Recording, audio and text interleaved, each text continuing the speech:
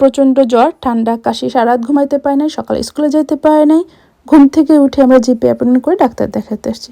Doctor জানাইছে so far so good, কোনো রকম ইনফেকশন হয় নাই আলহামদুলিল্লাহ, শুধু প্যারাসিটামল খাইলেই চলবে। ওষুধ নিতে আমাদের বুশ যেতে হয়, বুশ আবার আহদার ভিতরে বসে।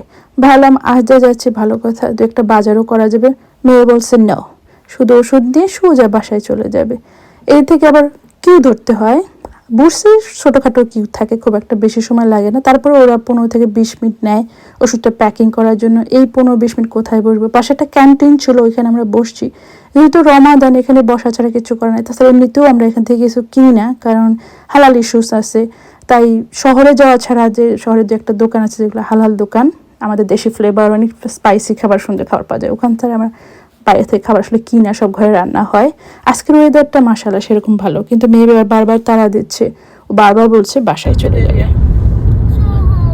No, you don't worry. You don't worry. You don't need to calm down. Can we go home? Sure.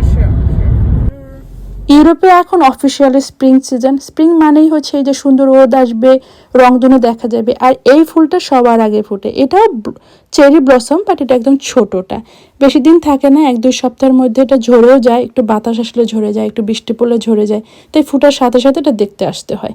আর চারপাশে তো দেখতে পাচ্ছেন এখনও গাছের পাতা আসে নাই, মাসখানেক লাগবে পাতা টাতা আসতে, তারপর পুরো সিনারিটাই পাল্টে যাবে।